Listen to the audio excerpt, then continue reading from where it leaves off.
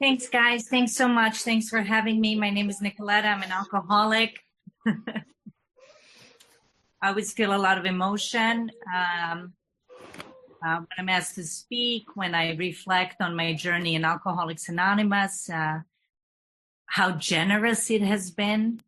I hope I get to carry the message of AA. I hope that you get reminded of the truth that's deep within you already, because I think that that's what we do when we share our experience, strength, and hope. I think really that dimension of existence that I was asked to speak about is already here. It was always present. As a matter of fact, this fourth dimension of existence was always present. I wasn't present. It was here. I wasn't. And I think that awakening, that transformation that we get as a result of being open, broken, or broken, open, and, getting dragged into Alcoholics Anonymous and being exposed to this like spiritual surgery of the 12 steps, right? I think that's what this deal is really about. But what the deal is also about is for me to say, I don't know, maybe more will be revealed, But so I was given two topics. I was given a fourth dimension of existence and AA way or the highway. But by the way, they speak about the same thing. All of these things, like all these roads lead to the same thing. So my sober date is September 15, 2006. I was struck sober the night before under the influence of alcohol. I was really, really broken and in a lot of pain and really, really lonely. I was miserable for the last couple of years, I would say. I didn't draw a sober breath. The last 6 months, I was unemployable and unemployed. I cut off all ties with the people in my life that loved me, that tried to help me and intervene because of my drinking. And I lost everything that stood in the way of me seeing some truth about my condition. And what I mean by that is, I lost a job, I lost a lover, I lost housing, I lost, all the utilities were shut off. I lost my health, I lost my sanity, I lost the sense of time, a sense of well-being. On every level, I was really living inside the bottle. I was drowning. And, I don't know you guys, I don't know many of you, but if you're an alcoholic like me, I know you and you know me, because there's only one alcoholism and it pretty much looks the same. It pretty much has the same symptoms.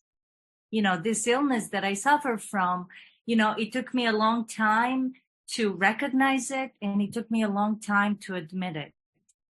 And that's been the journey in itself, a really, really important journey. We talk about step one, I'm powerless over alcohol. My life is unmanageable, externally and internally, more importantly, internally. Like I'm not in control of life. And the first truth is I'm not in control of my booze. And I need to have an experience of that. If I have this thing, what is the experience of that? I have to have an allergy. I didn't know why I would get so thirsty after I drank. I had no idea why I would get so thirsty. I would think it's because I'm Serbian. I was born and raised in Belgrade, Serbia, former Yugoslavia. It's got to be because of that. We like to drink. We're from the Balkans. You can't be trusted if you don't drink. Babies are given, plum brandy when they're sick. When they're cranky, when the mom wants to put them to sleep, whatever. It was a cultural thing, whatever it is. But, for me, I was exposed to my dad's alcoholism. I was exposed to the alcoholism in the family dynamic. I was exposed to the ease and comfort that my dad had when he would drink, the anger my mom would have about it, the restlessness my dad would have when mom wouldn't let him drink more. That was very curious to me. I was like, it had my attention. I got curious about booze because of what it did for my father first. That's how I first got curious about booze. And then, eventually when I was 14, I came to New York City, immigrant. visa expired, then an illegal immigrant, and then pursuing the American dream and everything that comes with it. And it was a lot of hardship and a lot of challenges and a lot of some homelessness and hard work, like cleaning hair salons at night and, walking, 90 blocks to not pay for transport for the bus because I didn't have that money, and missing 17 cents here in US to buy bread for lunch, for a loaf of bread. And me, my mom, and my sister got through that. It took a couple of years and we got through that, and I applied myself and we worked hard and we saved every penny and we got our own little place, and my sister fell in love and moved out, and my mom fell in love and moved to another state, and there was Nikoleta, 16 years old, in New York City, living alone. Yay!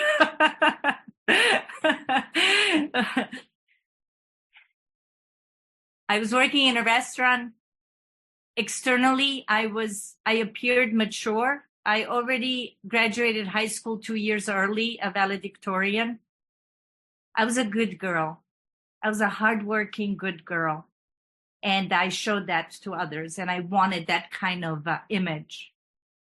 Because life really was mysterious.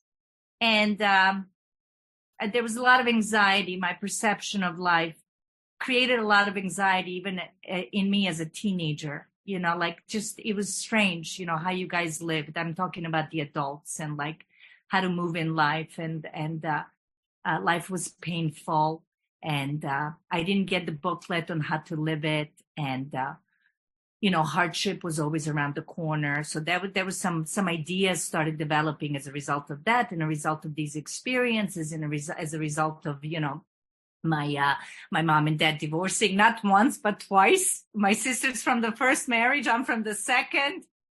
No human power can relieve us of our alcoholism. I'm a living proof that having me as a second daughter did not get my dad sober. It's funny how the wisdom will be evident in other people's experiences, not just our own. But it took doing the inventory, and it took reflecting back on my life to see how the truth about life was always present, or the truth about alcoholism was always present, even in other people's experiences, not just my own. And I'm just so grateful that I have the eyes to see some of this stuff today, for it to be revealed to me. I was working in a restaurant. I got my hands on a bottle of gin. I brought it home. I drank from the bottle. I fell in love immediately. It was like a first kiss. I drank fast. I drank by myself. I don't remember the rest of the night. If I was to put into words the experience of me drinking, especially that first time, is that the wheels of my mind stopped spinning. And I could exhale. And I wanted to do it again. And I did. And at that time, I'm only 16. I also had this energy that I want more out of life. And I want to achieve, and I want to get, and I want to experience, and I never want to be homeless again, and I never want to be hungry again. And by the age of 19, I'm making almost 6 figures. I'm putting myself through college, and I'm loved by everyone who meets me. Professors want to adopt me. People praise me. Jobs promote me. I had arrived. When I read Bill's story, not only is it a classic case, it's a case study in mental obsession, really, Bill's story. But he's a classic example of an alcoholic. When I read Bill's story, and when he says, I had arrived, something in my gut moves. I relate. I know what he's talking about. I wanted more. I wanted more out of life. I wanted to figure out life.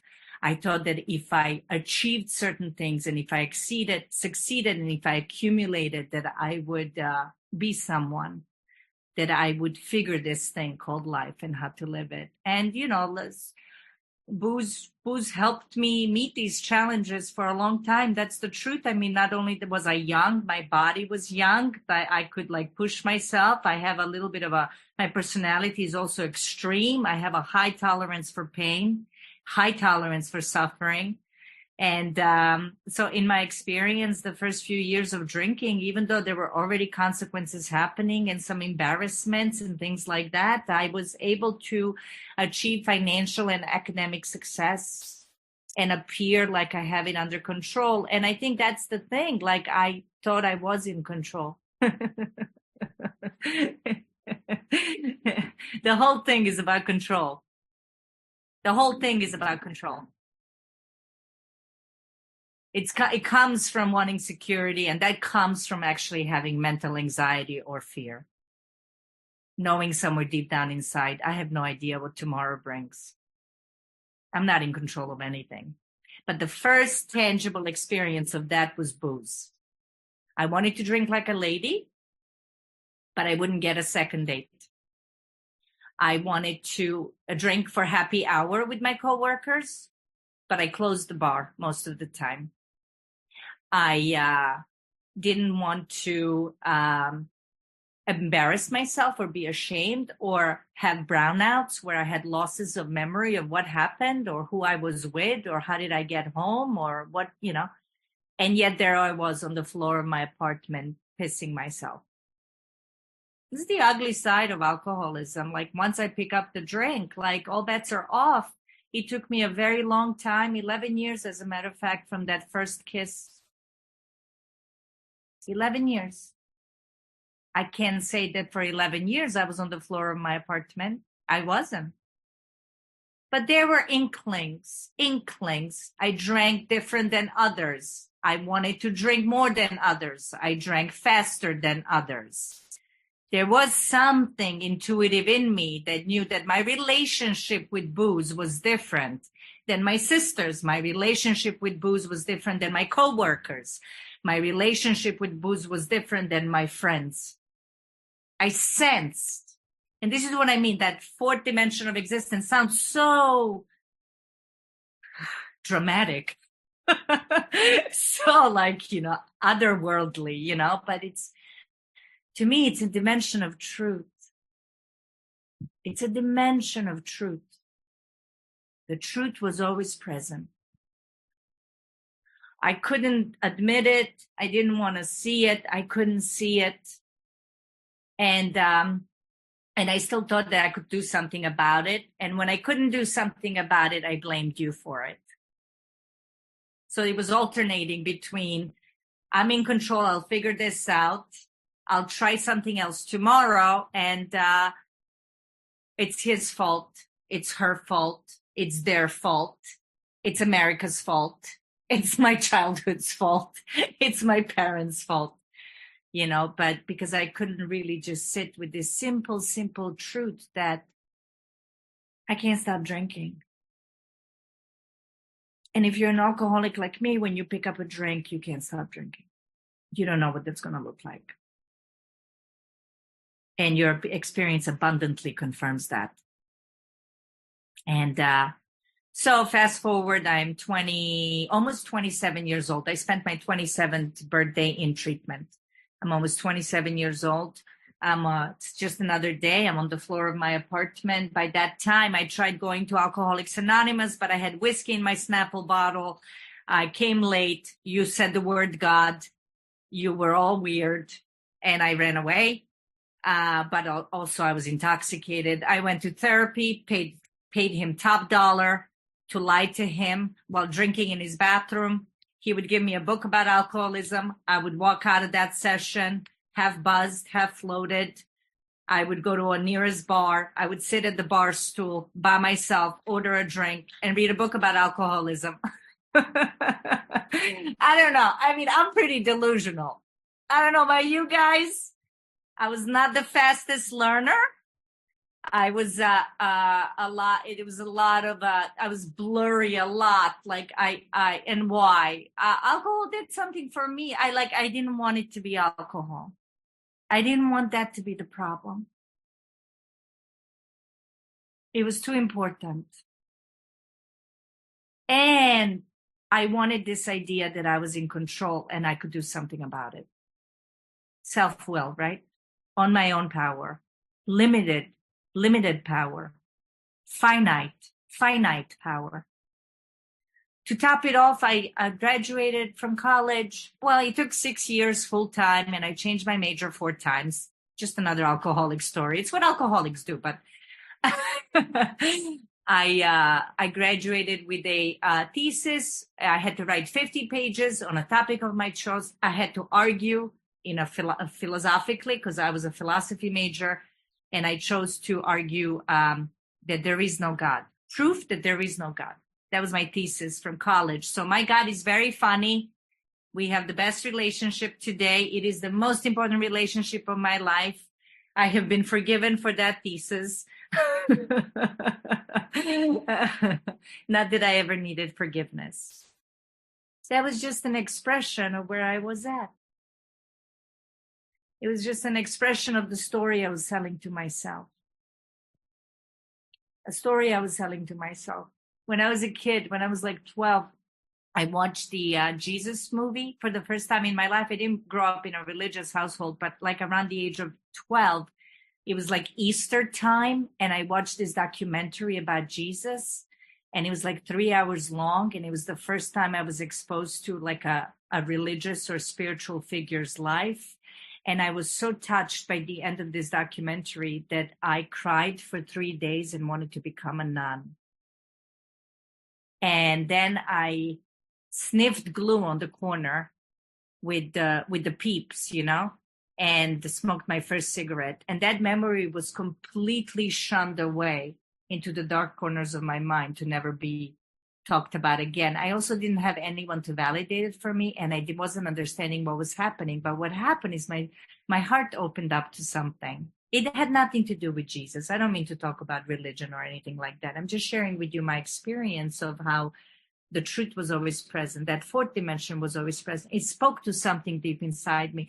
And, you know, like the spiritual experience appendix in the big book talks so great about like how we tap into an unsuspected inner resource. There's an unsuspected inner resource. It talks about that. And it talks about somewhere else in the book how we get inwardly reorganized.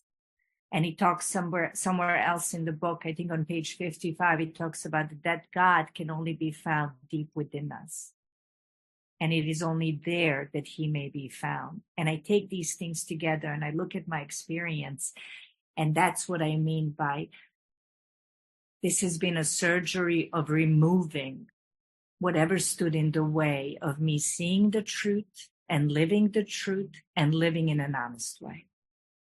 And it is only there in that place that I don't need to get loaded. I don't need to get loaded. I don't need to escape this. This is very generous. This is very juicy. This is very fresh. This is very unpredictable. I'm curious about what's next and how do I meet it? And can I allow it to be just the way it is? And what will it teach me? And what will it show me? And what will it show me about my own capacities or the capacity of the heart, the capacity of that God that's deep within me, right?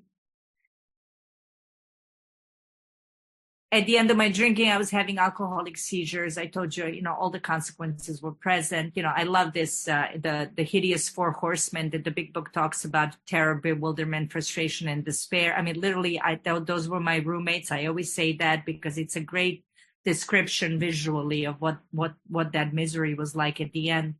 And September 14, 2006, under the influence of alcohol, I gathered 99 pennies. I went to the bodega across the street. I plopped the pennies on the counter to buy a Colt, a beer. It was the cheapest thing I could get for 99 pennies. At that time, I was shopping by price. It wasn't top shelf anymore for a long time. But I needed a drink. I needed a drink. I couldn't draw sober breath. I drank daily. I drank from morning to night. I didn't know if it was 4 in the afternoon or 4 in the morning. I lost all sense of time. I couldn't really draw sober breath. And I was giving up. I was kind of giving up on life for some time. I was failing at all of my ways of controlling and managing my drinking, and controlling and managing my thinking, and controlling and managing how you see me, and controlling and managing how I'm perceived. Like the whole game was falling apart. The deck of cards I built, like the tower of cards, was just slipping. It was not on solid ground. And I remembered the bodega guy, how he looked at me. He looked at me as though I was a bum. And I lived in this neighborhood for 13 years in New York City, in Manhattan, in this studio apartment. And I always looked at these bodega guys like the bums, right, so to speak. But I will never forget that look. I remember that look. Something happened. That look transmitted a message. I stumbled back home. That wasn't enough. I knocked on my neighbor's door looking for more. He gave me more. That wasn't enough. I sat on the floor of my apartment, half under the influence of alcohol. And the final solution to my alcoholic problem was given to me by my mind to end my life. That's the best that I do. That is the best that I do. That's the realm of possibility that I live in, that my mind lives in. My mind's solution to alcoholism is death. If I can be in control, then death. What I would have missed. Oh my God, what I would have missed if I was successful. In that moment, I think I wanted to live. I wanted to live more than I wanted to die. I was tired. And time stopped. There was like, I call it a manipulated pause. I didn't do anything. I didn't deserve it. I didn't earn it. You guys call it grace. You call it a moment of clarity. You call it a moment of surrender. It was not of my own doing, but I admitted that I can't stop drinking. I knew I couldn't stop drinking. I was in a pool of absolute hopelessness. There was no more excusing it, rationalizing it, trying to do anything about it, controlling it. Like I was overwhelmed. Alcohol was my master. Bill says it so well in his surrender experience. He concludes his step 1 experience when he says, no words can tell of the loneliness I found in the bitter morass of self-pity, quicksand stretched all around me like I was drowning. I understand. I experienced those words. That paragraph, I've experienced it. Those are not my words. I wish they were. But boy, like I get that. I know what that's like. The alcoholic bottom. And it's almost like I was resigned to drinking. And in that moment, an intuitive thought came from that silence, that silent pause, that pause that occurred, to go to that neighbor, ask for a quarter, call my sister without losing that quarter from a New York City payphone, and ask for help. And that's where my journey of Alcoholics Anonymous starts. That was September 14, 2006. I was under the influence of alcohol when that happened. September 15, 2006 is my sober date, not of my own choosing. I don't know if that will be my sober date for the rest of my life, because the truth is I have no idea what tomorrow brings. And the truth is that for the 17 years I've been sober, there's been many people I've encountered with 10, 15, 20, 25 years of sobriety who don't have that anymore. And I'm no different than any of you or any of them. And that keeps me humble. And that keeps me open. As long as you guys remind me of that, and I am reminded of that. And so I try to stay in the middle of Alcoholics Anonymous to be reminded, so that you bring me back home. You bring me back home We bring each other home. We walk each other home. We remind each other. And some depth in me responds to that. I don't trust my mind. I don't trust the narrative in my head. The narrative in my head sold a lot of stories to me, separated me from my family, separated me from the people I love, told me I knew what I was doing, and that didn't turn out like that. Told me I could control my drinking, and that never turned out like that. Sold me many things. Told me that there was no God. Set out to prove it and tried to convince you of it. But none of that matters. I have my experience, and that's my experience. I can delude myself. I can sell myself a lie. And so I'm so great. Why am I grateful for alcoholism? It is my spiritual path. It is the thing that brought me to my knees. It's what cracked me open. It's what brought me to God. I'm not one of those people who, was young and had a spiritual yearning to go travel to India and meet my guru and have an awakening. When I came into the rooms of Alcoholics Anonymous, I didn't even understand what it meant when you wrote in the book, rocketed into the fourth dimension of existence. I didn't use spiritual lingo. I couldn't reference any of that because I had no experience of any of that. But the truth is, 11 years of my drinking have been very blurry, number one. Number two, I lived them in my head. Not a very timeless place to live in. A lot of mental anxiety, a lot of tightness, a lot of resentment, a lot of judgment, a lot of trying to control, a lot of trying to manage. I'm trying to manage the unmanageable. What's unmanageable? Alcoholism is unmanageable, but so is life. What am I trying to control? My thinking, my drinking, life. I'm trying to control the uncontrollable. So Alcoholics Anonymous brought me to a place of seeing how I can travel lighter in life. How can I yield? Welcome life. Say yes to life.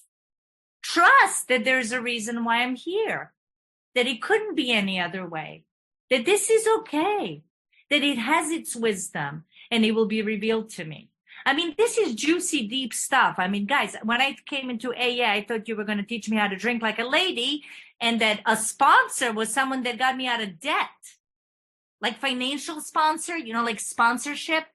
I thought there was somebody that taught me like financial stuff. Like the thought of not drinking for the rest of my life was too much to handle, right? And yet, as a result of that experience, I knew it was for good and for all, because once I knew that the step one meant I will drink. Step one doesn't mean I can't drink. I shouldn't drink. It's a bad idea to drink. It's not moral or whatever. None of that. Step one is a statement of truth. I will drink. I will drink no matter what. I will drink when I don't want to drink. I will drink when everything is on the line. I will drink when I shouldn't drink. That creates the willingness. Willingness is a byproduct. Humility is a byproduct. Openness is a byproduct. Open-mindedness is a byproduct of the realization of how much trouble I'm in if I'm an alcoholic. If I am an alcoholic, I have an illness and it's not going away. That's what it means when they say it's chronic. It ain't going away. This thing is not going away. And I'm given everything I need. I'm given everything I need because of this surrender, right? My first solution is to end my life. My second solution is to lock myself in treatment and not leave. I can only be institutionalized in early recovery because I know I'm going to drink. Drink is just around the corner. I'm going to drink no matter what. I drink when I don't think about it. I drink when I don't plan to drink. I cannot be a free-range alcoholic. I need to be locked down in a mountain in Pennsylvania, somewhere in the forest, with no transportation anywhere around. So I went to a treatment center for 4 months. far in the woods of Pennsylvania in United States, and I didn't want to leave. That's the best that I do. That's the best my mind comes up with as a solution. It's funny, right? I hope you guys relate to this stuff. I mean, this is hilarious. I mean, look at what the mind can do. The mind can create a heaven out of hell and hell out of heaven. The mind can tell me that I don't need AA when it's like the only thing that I need. The mind can tell me that it's impossible to live without a drink, while it is. The mind can tell me that I can't be sober. Well, there's people in front of me sober for decades. Happy. But I want to listen and protect that mind. That mind that also resents, and that mind that's full of fear. That mind that told me before this meeting, I can't speak. I feel small. I'm insecure. I don't want to do this. Because I want to impress you, and I want to do good, and I want to do good by AA, and I'm not a circuit speaker, and and AA that has taught me just show up. If you're not meant to speak, they wouldn't have asked you to speak. You're here. The present moment is reality. What's in front of you is what's supposed to be happening. And that's true when it's not good too. When my dad died, I utilized those spiritual principles to meet the truth that he was gone. When my heart was broken as a result of a relationship, I accepted that too, and the lesson that came with it, and more got revealed in the months later. And in me seeing the dance, I contributed to all of that, because it always takes two to tango. And AA taught me that. AA taught me to pay attention to what's happening inside of me. AA taught me to tell the truth. Just tell the truth. Tell the truth. And I'm talking about emotional honesty with no agenda. Like, tell the truth. And I'm like, I have nothing to say. And then I'm like on fire, like just happens every time,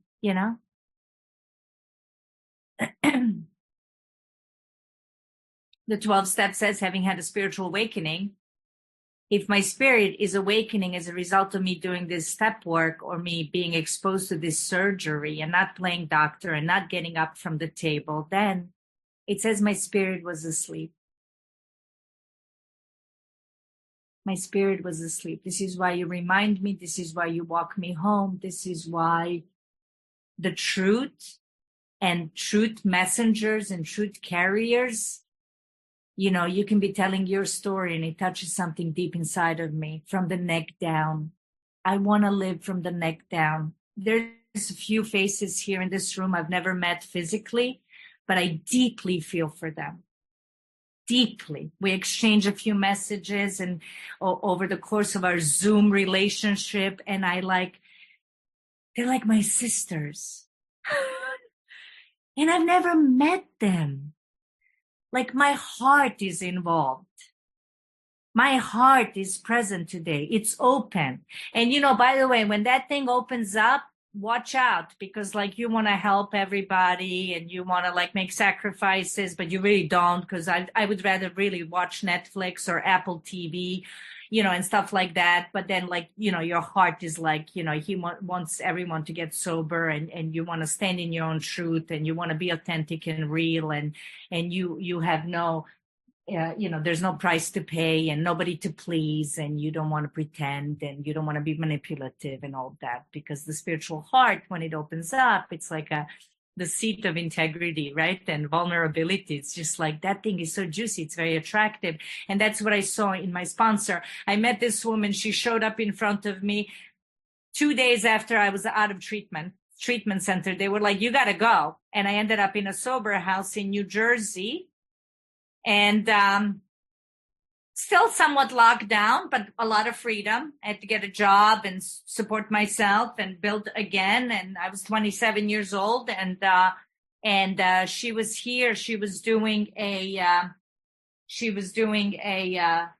meditation meeting here in this halfway house, and with her partner.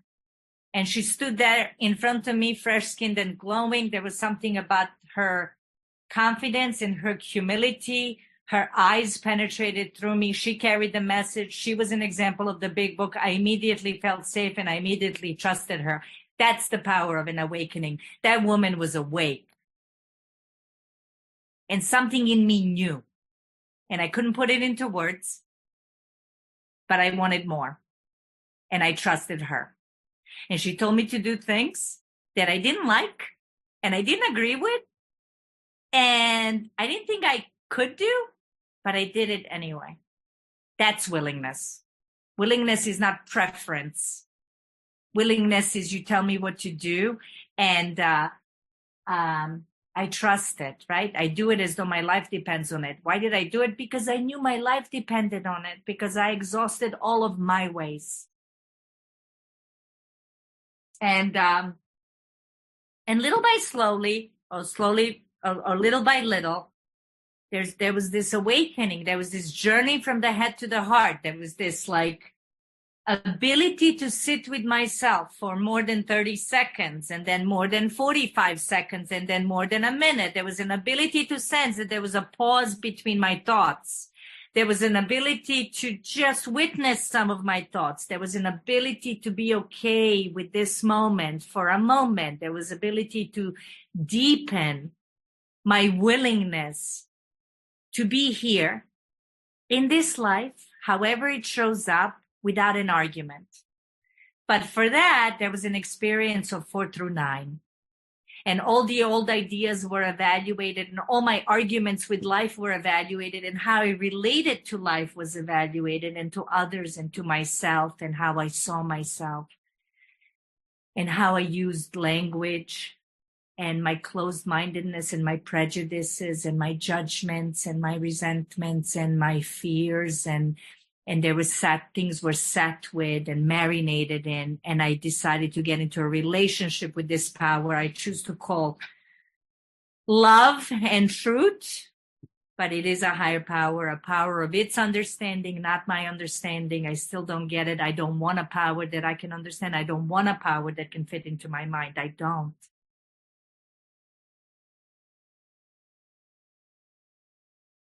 And change came over me, right? Like I didn't will the change.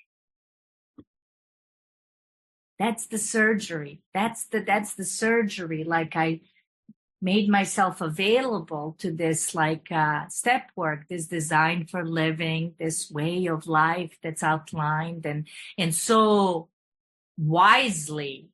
You know, the steps are so wise. Like my second step was I was willing to step into the unknown. And my third step was I was willing to get into a relationship with this unknown and say yes to the rest of the steps and to the surgery. And I was willing to take a look at, investigate what my ideas and relationships about life have been.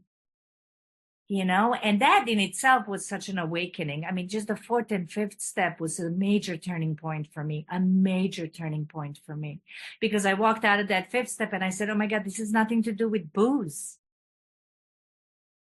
It's like I sensed that it had nothing to do with booze, because I remember being drunk in New York City, sitting at an AA meeting, and something in me going, how the hell is sitting here for an hour gonna get me not to drink for the other 23? Like even the drunk Nikoleta had some access to some wisdom. Like, this is not enough. How's that gonna hold me? Like, these people don't know what I'm capable of. Like, you know, like give me an hour or two of pretending and then I'm like off to the races.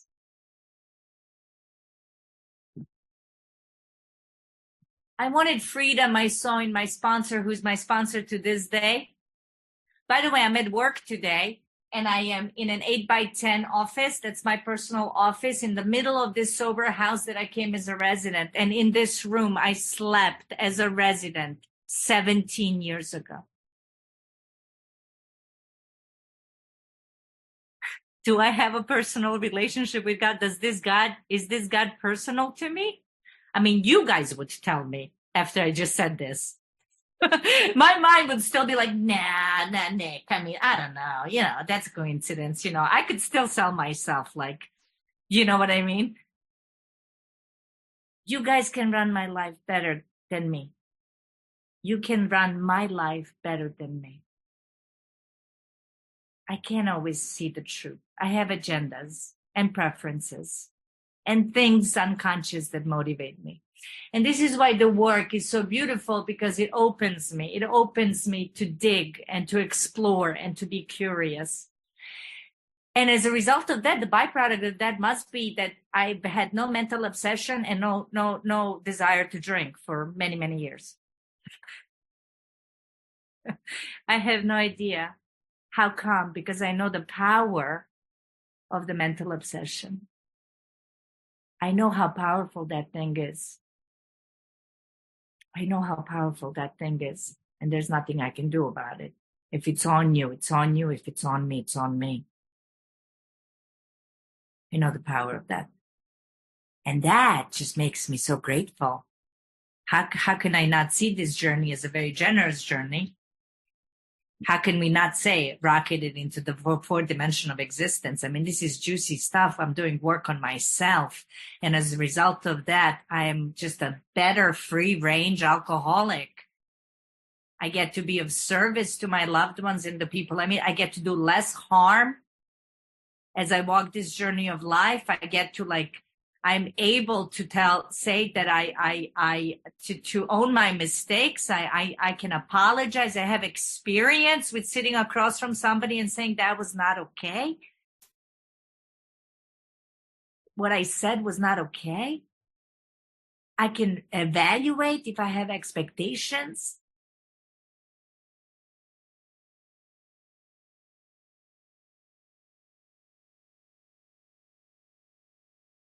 And, for me, there was incredible experiences of amends for that, which the world I come from and my old ideas would never sit in front of another person and admit my fault. I'm a runner. I want to run away. I run away from uncomfort. I mean, I run away from my own self. I'm uncomfortable in my own skin. I get loaded. That's what I do. I get loaded. And to be able to sit with myself, to be able to even sit with fear when it comes up, to be able to sit with grief, to be able to sit with uncertainty. That's life, right? This is not, and I'm so glad my sponsor has this fierceness about her of the truth. She didn't sell me unicorns and rainbows about God. It wasn't about life is going to change. It's that my perception of it will change. My narrative about it will change. And there will be less narrative about it, right? It's never, some wise teachers say it's never what happens. It's what I tell myself about what happens. It's what I tell myself about what happens. There's just less story and less mental anxiety, and I'm still as human as ever. And that's okay too. I've been given these tools to meet life with all its challenges and unpredictability and tragedy and difficulty and uncertainty and confusion, all of it, grief. And yes, I can say there is a God when I'm meditating at a Vipassana retreat for 10 days and undisturbed. But, what do they say? Spend the weekend with your family and let me see how spiritual you are when your buttons are getting pushed and all of that. That stuff. Yeah. That's me too. Yeah. Yes. I meditate regularly and I pray regularly, and I still sometimes get up cranky and short. Yes, I was in absolute anxiety and fear before I came to speak, but I came to speak. I showed up. So it's not being free from those things happening. It's being free from the need for those things not to be happening. I don't want to make demands on life. I don't want to make demands on life. That's the thing. Less narrative, less mental narrative, less preference, less demands. And then life becomes really interesting and fresh most of the time, curious most of the time. I'm still I feel infectious about Alcoholics Anonymous. 17 years, and I'm like still like reading the book with passion and vigor. And I'm like, oh, wow. Oh, get excited. I get excited about this deal. Like I want more. I want more. And I can only want more if I'm also willing to say, I don't know a lot. And if I'm willing to say that the things that I have been given, the experiences I have been given, I didn't give them to myself. They were given to me. And then everything becomes precious a little bit more. Everything becomes just a little bit more precious. And there's something about living from that place. That's the fourth dimension, I think. When I think about the fourth dimension, what did it look like when I lived in a three-dimensional world? It was all about me. I was in my head. I was never present. I was never available. I had a lot of agenda. There was a lot of selfishness and self-centeredness that ran my life. But I wasn't present. I wasn't as open. I wasn't experiencing all the angles. I wasn't getting information from other places than my mind. In the third dimensional world, I was only getting information from my mind. I only relied on my mind. In a fourth dimensional world, and AA Big Book talks to God consciousness, there's a presence, there's an awareness of the presence of something greater than me, that life has some wisdom. There's a spirit of intelligence. That just because I can't see it doesn't mean it's not there. I can feel it. I can feel love. I can feel gratitude. I can feel, for another. I can feel love for another when an AA sister that I've never met sends me a beautiful text message and literally I feel it in my heart. What's that? It's not logical. It's not. And the book says it's like a love that we have for a friend. Like, how can you box love? How can you box love for me? Show me where it is. Show it to me on a screen.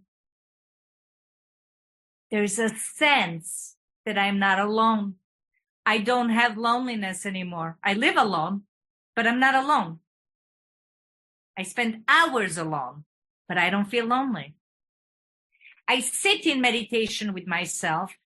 I couldn't sit for 30 seconds when I came into Alcoholics Anonymous. 2 minutes was a challenge on a daily basis. I used to cheat and tell my sponsor that I would cheat. I would peek out, because I didn't even know myself. I didn't know who I was or what I was. We are of that dimension. It is more truthful and honest to live from that dimension. That's why I'm not in pain when I'm in that dimension. It's actually a lot of work for me to live from the mind and try to control life and not trust life and not trust anybody and take only for me. My body knows that. My body's tight when I'm like that. When I'm experiencing lack, when I'm in resentment and I'm angry. When I have an argument with something, even my body clenches up. And yet, when money is not important, I keep getting raises. When power is not important, people keep asking me to do certain things. When it's funny. When just like we say yes to life or we come from this more honest place, everything I need has always been given to me. Everything I need. And then so much more. It feels abundant. It feels generous. It feels enough. It feels enough that two things are happening for me. One is if I died tonight, boy, did I live well. And I'm only 44 years old. And another one is if somebody came and said to me, this God said to me, you can drink now. You don't have the allergy of the alcoholic. I wouldn't want to. I don't know if that's going to change or if my mind is going to sell it. But I just